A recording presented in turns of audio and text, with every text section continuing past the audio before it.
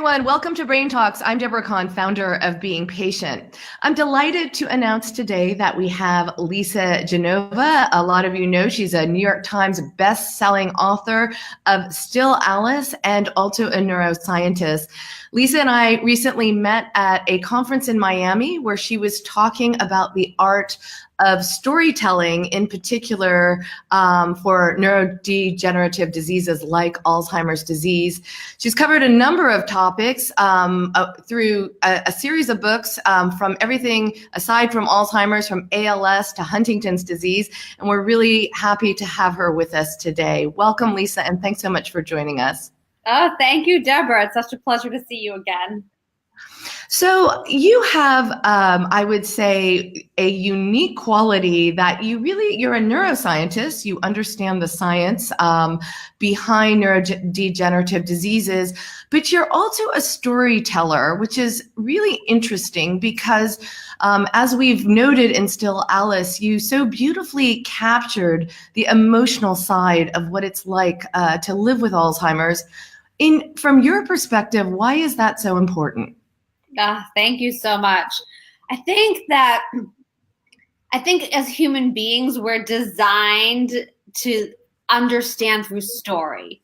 So actually, my favorite example of this right now is ALS. So my most recent book is Every Note Played. It's about ALS.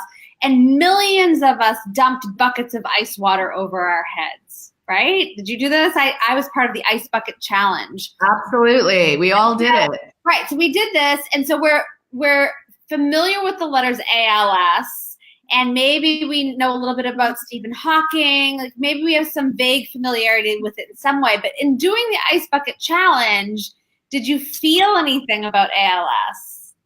Probably not, right? You did the Ice Bucket Challenge, you posted it to Facebook, you checked your likes, maybe you donated some money, which is wonderful, but you didn't actually feel anything. So you might know something about ALS, but it doesn't cause you to have any empathy.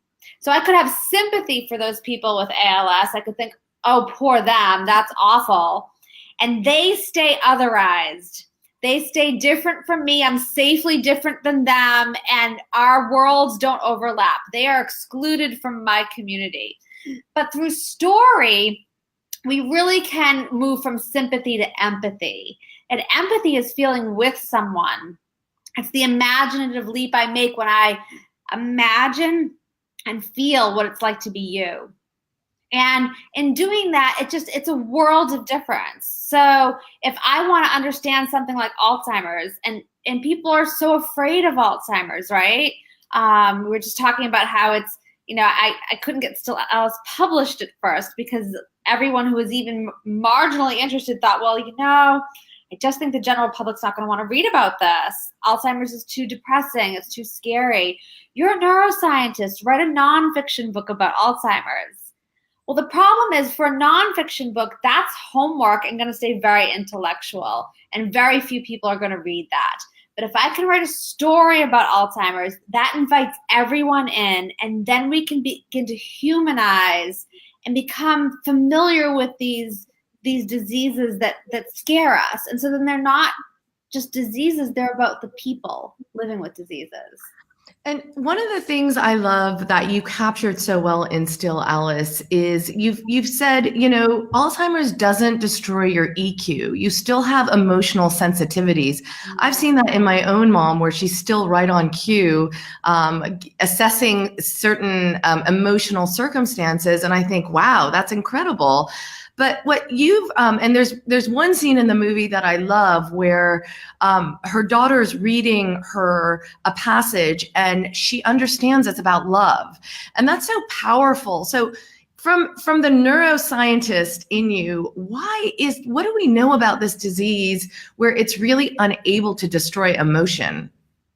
Right, and so just even without Alzheimer's, just think about this for a minute. So the example I use with folks is like, do you ever get in an argument with someone in the morning? Like say you get in an argument with your spouse or your child and you're still mad by mid-afternoon, but you can't remember what you fought about. So, or the flip of that, like say you had a beautiful exchange in the morning and you just still feel great the rest of the day. So we often forget the language of what was said, but the emotional content lingers. The emotional memory outlasts what was said, even without Alzheimer's. And so with Alzheimer's, it doesn't just attack the whole brain uniformly and indiscriminately. It attacks specific parts. And so it goes after the hippocampus first. And that's a structure that's essential for the formation of new memories. So this is why people with Alzheimer's, their first symptoms are forgetting what you just said or repeating themselves. It attacks language centers. So you have trouble finding the right words and you have difficulty speaking over time. It attacks the prefrontal cortex, and so you have problems with decision making and logical thinking and problem solving.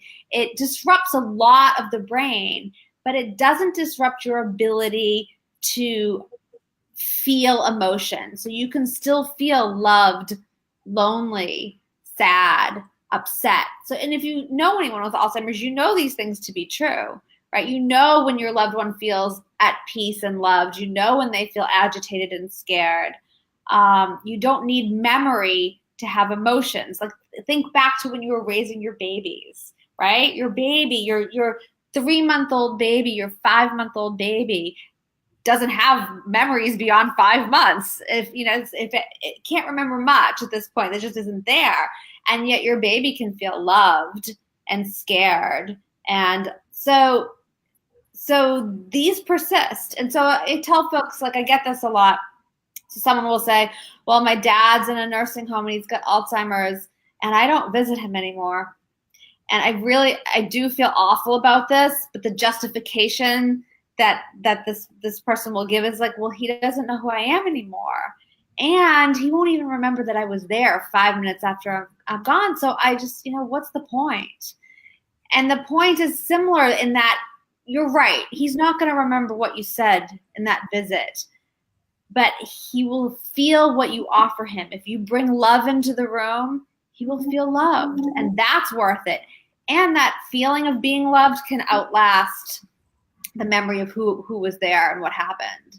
So I have a dear friend whose mom is in the later stage of Alzheimer's disease. And one of the things they used to do together is meditate. And she goes and every time she visits her mom, she meditates. And I just thought that was so beautiful. It was a connection they had prior to the Alzheimer's that she was able to continue afterwards.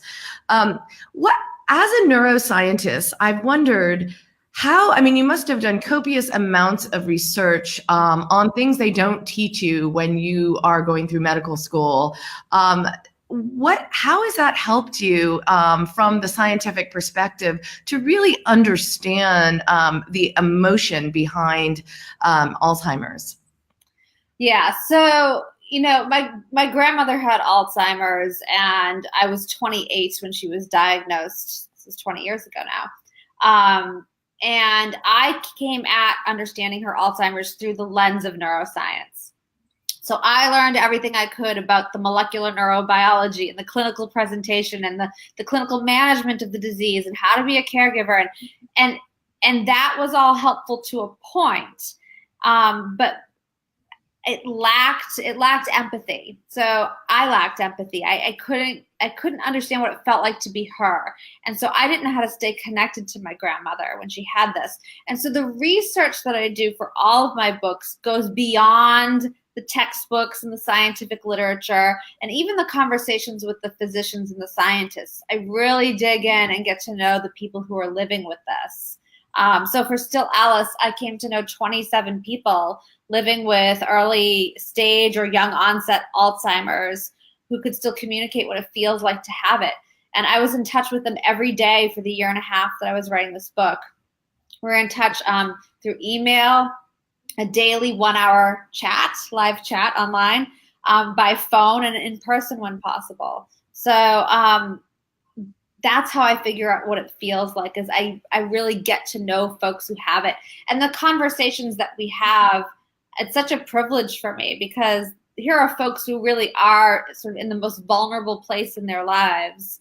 And we're not we're not just shooting the shit. We're not like, oh, how's the weather? How are your kids? Everybody's good. We're really talking about stuff that matters. And it's why, what are you going to do with the time you've got? And how are you going to matter? And how will you still be seen and heard? What do you hope for? What are you afraid of? What's your death going to look like?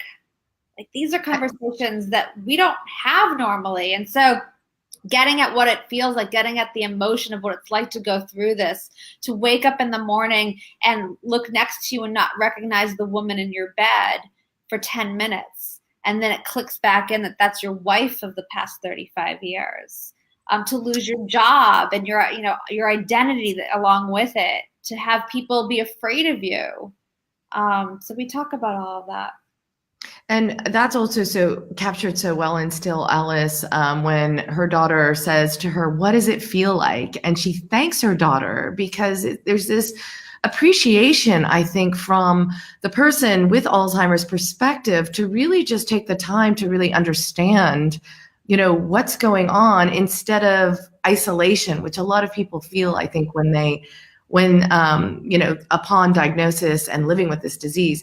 We're getting some questions in that I want to address, and actually this one is appropriate to continue the discussion we're having. Here, a question from a viewer saying, "What's the best way to put yourself in the shoes of someone with Alzheimer's?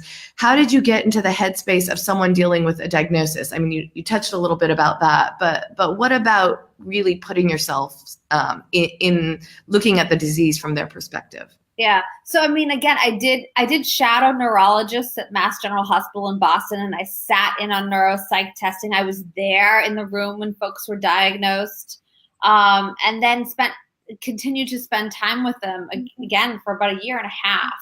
So understanding what they go through, like just taking the time.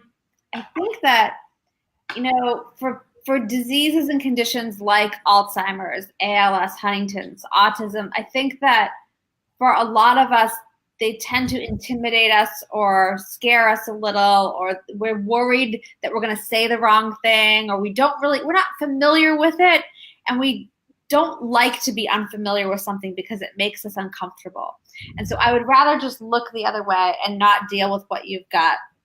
And so for most of us, we don't take the time to sit with someone like Lydia did in Still Alice and say, "Mom, what does it feel like?" And to sit there and be with someone and let them explain what it's like to have Alzheimer's and not be afraid of that answer.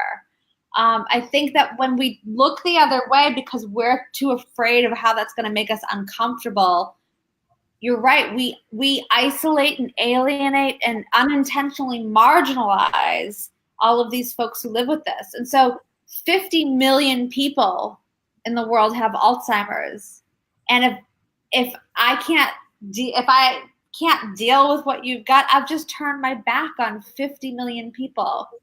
And so in addition to not having a cure and having to live with Alzheimer's, which is an incredibly difficult journey, you now layer on top of that feeling you're excluded from belonging, and you disappear from community.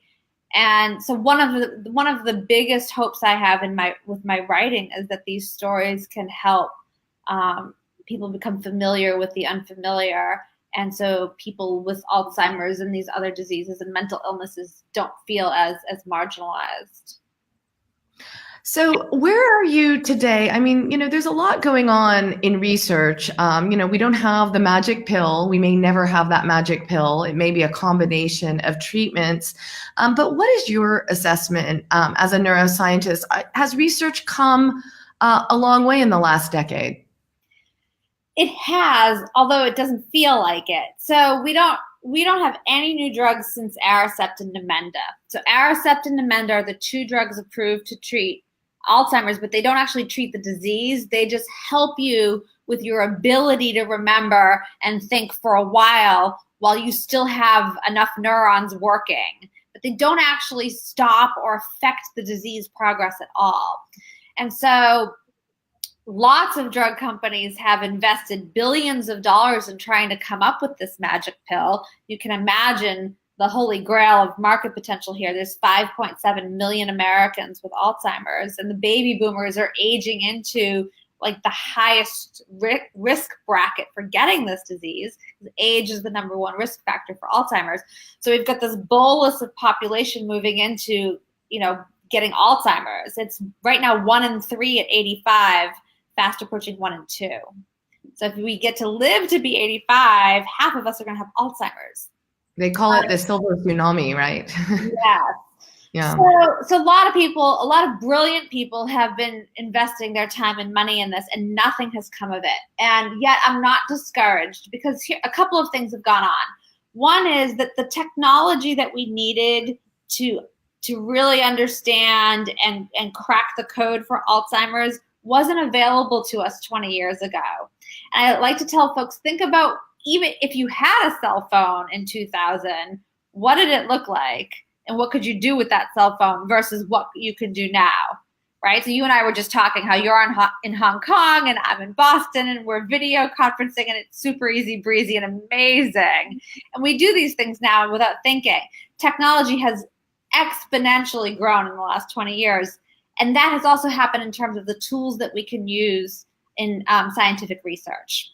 So the tools 20 years ago to do Alzheimer's research were crude compared to what they are now, and they were very expensive to use, so only a few scientists could be in the game. Now, the tools are exquisite and precise and exactly what we need to look at the molecular causes of this disease, and they're very cheap and fast to use. So lots of scientists can be at this table. The other thing that has gone on over the past many years is that for the clinical trials for the drugs that have been in development, these drugs have been targeting a protein called amyloid beta. And this is a protein that begins to build up and form plaques in your brain, especially in your hippocampus to begin with. And that if they accumulate to a certain point, it will trigger a molecular cascade that then causes the clinical symptoms of Alzheimer's. So these drug companies have recruited people with Alzheimer's into clinical trials to see if their drugs work, and they've all failed. And part of the problem, we think, is that maybe the drugs could have worked if the people in those trials had been asymptomatic. So people who will eventually get Alzheimer's but don't have it yet. Because here's the deal. These drugs are targeting amyloid. But amyloid had to have accumulated to the point where you're now symptomatic. It takes about 15 to 20 years for amyloid to accumulate to a point where you now have symptoms of forgetting and memory loss and problems with thinking that are diagnosable for Alzheimer's. But before that, you don't have any symptoms. So I liken it to this. Think of amyloid as a lit match. And that's not going to cause Alzheimer's on its own. But when it reaches the tipping point, that match will set fire to your brain. So your brain will be ablaze with Alzheimer's. And now you have the symptoms of Alzheimer's. So people in these clinical trials had their brains ablaze with Alzheimer's. They were symptomatic, and we were giving them a drug that blows out the match. It was too late, right? So these clinical trials weren't designed properly, and it's challenging because who wants to be in that clinical trial, right? How do you find those folks? So my grandmother died of Alzheimer's when she was in her 80s. I'm 48. And, I should be in a clinical trial for Alzheimer's. But absolutely. How do you design that? Because I'm not going to, if I get Alzheimer's, it's not going to be for a long time. So these trials are tricky to design. I have a lot of confidence that a lot of people from a lot of different disciplines are coming at this now. Yeah. Bill Gates has thrown his hat in the ring in terms of investing. There's now an X Prize for Alzheimer's that's launching this year that I've been senior advisor to. We're inviting scientists from across disciplines, so it's not just neuroscientists. We're saying, hey, data hackers, hey, physicists, imaging experts, anyone who might have expertise that could crack this code is getting in on the game. So I think we're going to see an advancement soon. Yeah, and it's interesting to witness that shift where, maybe 15, 10, 20 years ago, it was focused really on exactly what you're talking about. How do we cure this? And I've noted a lot more, and we're covering it at Being Patient, is focused on that pre-symptomatic brain health stage. It's like, how do we either kick the can down the road or employ prevention strategies through behavior, through behavior modification, lifestyle, in order to really prevent that tipping point that you're talking about. Right. So, and this isn't so far-fetched. So we're so used to thinking of our health from the neck down in terms of being able to have an influence on it.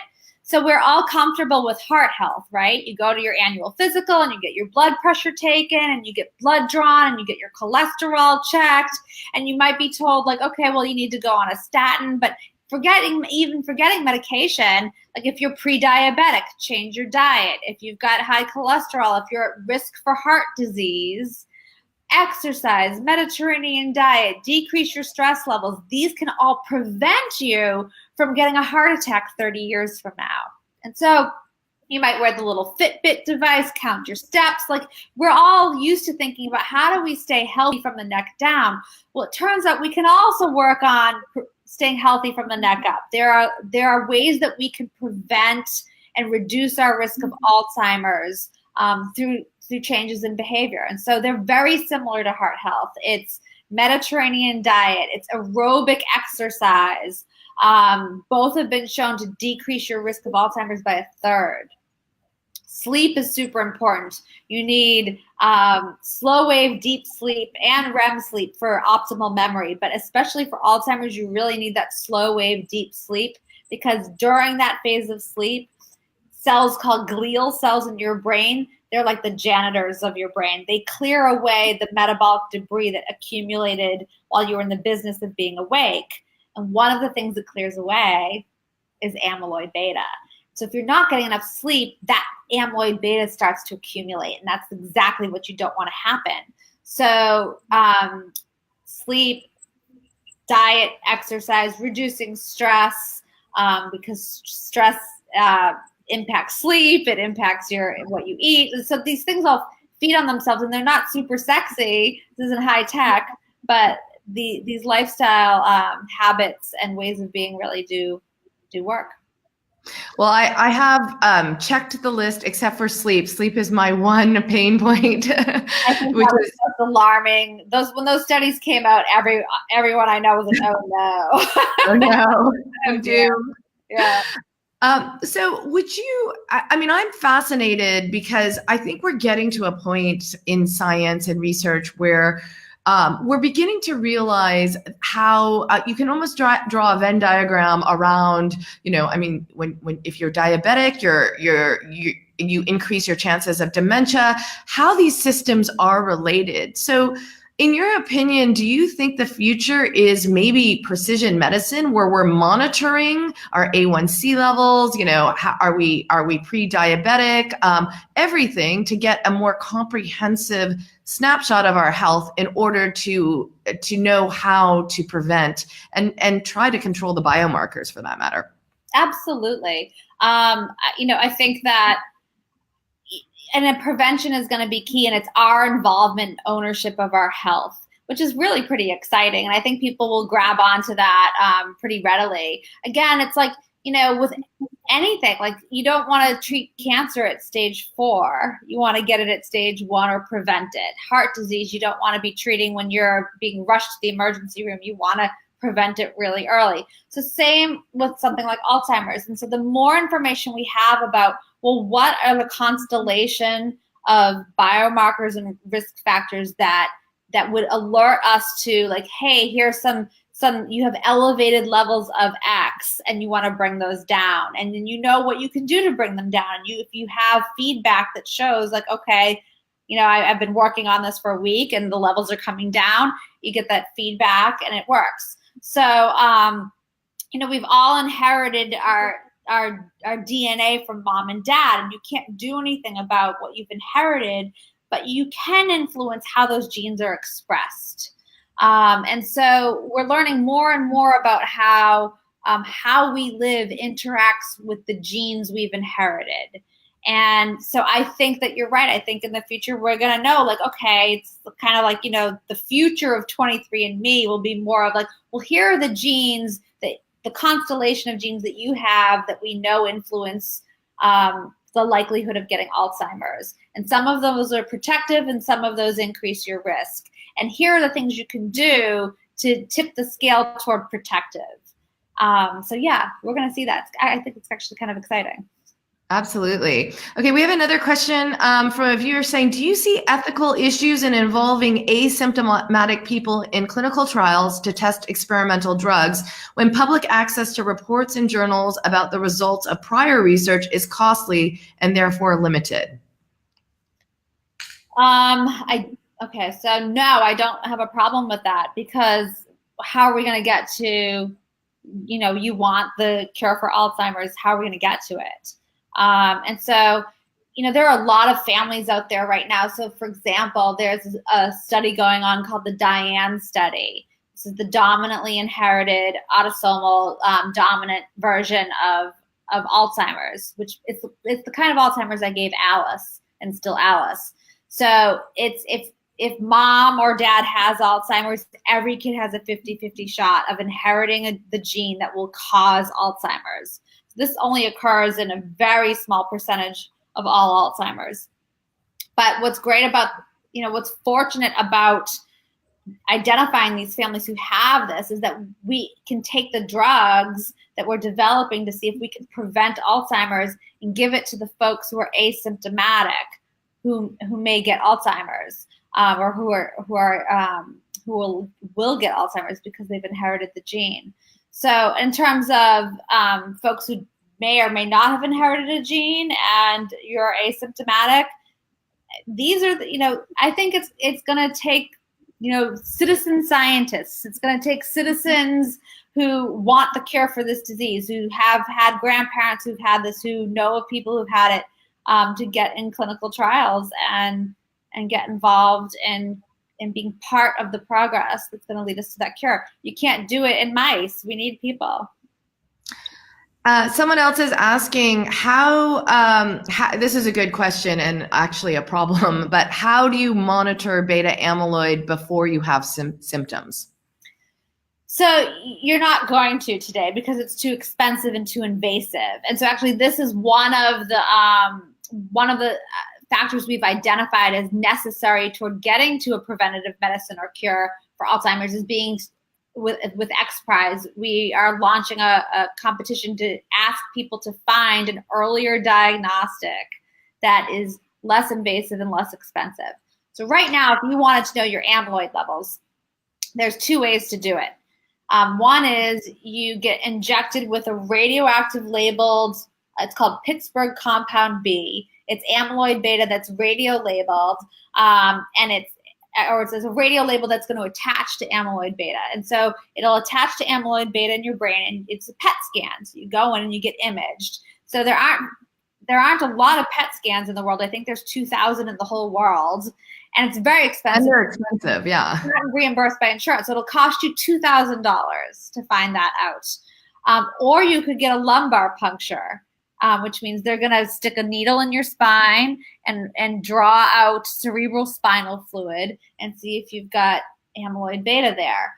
Also invasive, painful, not reimbursed by insurance.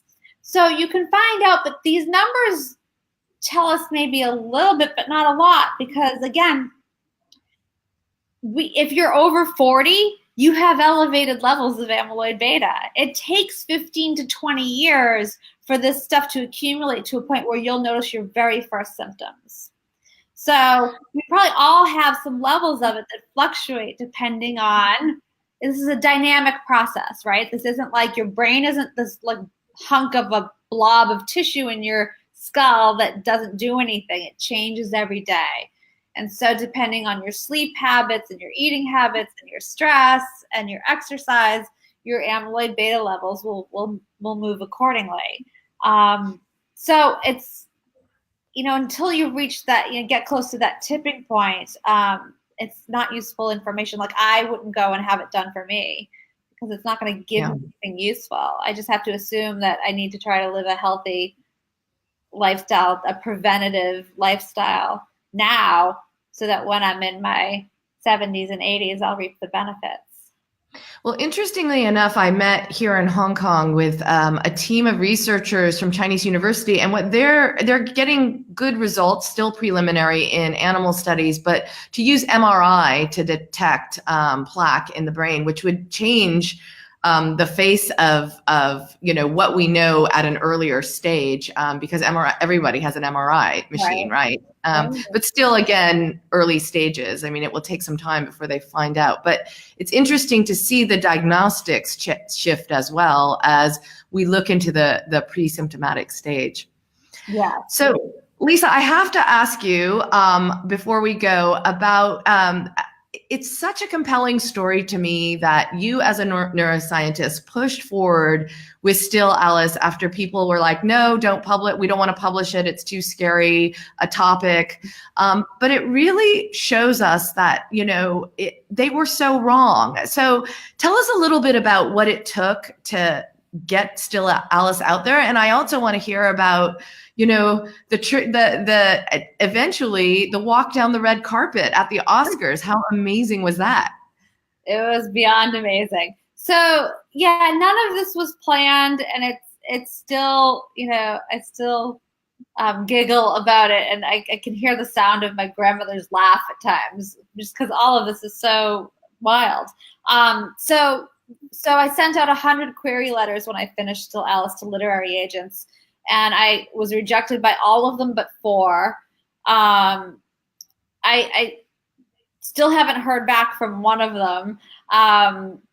The others who wanted to read the manuscript all declined it. They all thought it was too scary and depressing, and not, there wasn't going to be enough of a readership for a novel about a woman with Alzheimer's. So at that point, I either had to go back to doing scientific research or strategy consulting for biotech and pharmaceutical companies, or self-publish it. So I self-published it in the summer of 2007 and literally sold it from the trunk of my car, giving copies to people saying, like, if you're on a book club, and you like this, will you please spread the word, post something about it online. This was really before Facebook. It was certainly before Instagram and Twitter. So there was MySpace and Shelfari, but Amazon was there. So I said, please post a review. So it was a lot of just peddling the book in person, not very efficient. But eventually, I was giving myself a year, and eventually, a lot of magical things happened. But eventually, word of mouth and the recommendation of another author named Julia Fox Garrison led me to an agent who read it and agreed to represent it, and she sold it to Simon & Schuster.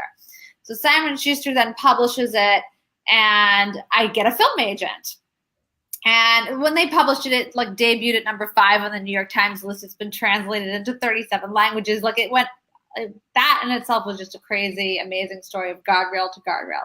But now I've got a film agent, and he says to me, well, I've got Hallmark and Lifetime interested. And I said, absolutely not. And he gets on the phone with me, and he's like, look, this is the best shot you're going to get. You've got a drama starring a 50-year-old woman with Alzheimer's. He says, Hollywood is never going to make that film. And I told him I was going to take my chances, because part of what I realized I wanted to do, especially once I was doing the research for this book and I came to know all these people with Alzheimer's, I recognized that I had both an opportunity and a responsibility to give these people a face and a voice, and that these folks aren't included in what gets talked about when people are brave enough to talk about Alzheimer's, because everybody pictures end stage and they're thinking about dying, and nobody was talking about living with Alzheimer's. What does that look like and feel like? And so I was trying to create a global conversation about a topic nobody wanted to talk about. And I knew that Lifetime and Hallmark were not going to do it. So I said no to those opportunities, waited and waited. And eventually these two young, relatively inexperienced producers from London offered to option the book. I took a chance on them and said yes. They hired two not very well-known filmmakers, Richard Glatzer and Wash Westmoreland, to write the script and direct the film. And shortly after they came on board, we got Julianne Moore. And how did that happen? Like, wow, talk about a home run. I mean, my God. So when I met Lex Lutzis and James Brown, they're the producers from London. I met them in London. I was on book tour for Left Neglected, and they said, "Well, who do you want for Alice?" And I said, "I want Julianne Moore." And they said, "Oh my God, we do too." And months before that, I'd written in my journal. I was in Australia on book tour, and I wrote in my journal. I still have it, just a blank page. There's nothing else on it except it says Julianne Moore for Still Alice. So years later, I show her this, and I said, "Look, I manifested you." But how it actually happened is that Richard and Wash are friends with Todd Haynes, and Todd Haynes has directed Julianne Moore a number of times, and so they asked for the introduction. And she does she have a connection? Does she have a connection to Alzheimer's? I mean, she really just nailed it so well playing Alice. Not personally, but man, did she do her research. So like, I feel like I connect with her in this way because we both come at our jobs in a very sort of serious-minded, responsible way. So she went to a neurologist and took all of the testing as if she were concerned about having Alzheimer's. She was mentored by a woman named Sandy Oltz, who was 50 years old at the time and had Alzheimer's. So she was in touch with her regularly. She was in touch with the Alzheimer's Association, watched lots and lots of documentary films. Like, she really did her homework. Yeah. So it was amazing. So the red carpet, the Oscars, that whole thing was bananas. So we shot in March of 2014. The world premiere was 2 weeks after they finished editing in September of 2014. They released it, limited release in December, just so that it could get nominated. So Julianne Moore got nominated and won Best Actress for every single award that season. So amazing. I got to go to a lot of it, including the Oscars. And it was mind-blowing and amazing and surreal and wonderful. It's such a wonderful story of persistence, right? It's like, you will run into people all the time who will tell you what you can't do. And you really went with your gut. And that's an amazing, amazing story to see where it ended up. So what do we look for with Lisa Genova in the future? Oh, thanks. So I've written 5 novels. And right now I'm doing a little bit of a departure. I'm writing a nonfiction book about memory. So because I've been talking as an advocate for Alzheimer's and helping people better understand how to live with this disease for 10 years, part of what I've noticed that comes up is that there's a lot of concern and curiosity and confusion about memory. So what's normal and what's not, and why do I walk into the room and I can't remember why I came in here. Does that mean I'm getting Alzheimer's and forgetting what you plan to do, right? Like, oh, tomorrow I got to remember to call my mother. And then I don't call my mother. Like all that tip of the tongue. Oh, the actor. He's I know who he is. Like, you can't come up with his name, but you can see him and you know who he's married to and you know all the movies, and where is it? So I'm writing a nonfiction book about memory. It's a narrative form, so it should be very accessible, easy, bite-sized information for you to better understand what's going on in your head with respect to memory and forgetting. And then as you mentioned that list, I'm like, check every single one, right? So I'll be really interested. So I think we can all relate. And then the next novel that I'll get to as soon as I finish that is about a woman with bipolar. Interesting. Yeah. Interesting. So I take it you're really focused full-time now on the writing. Oh, yeah. Writing and speaking. So I do a lot of speaking. So between those 2 and 3 kids and life, that's all I got room for.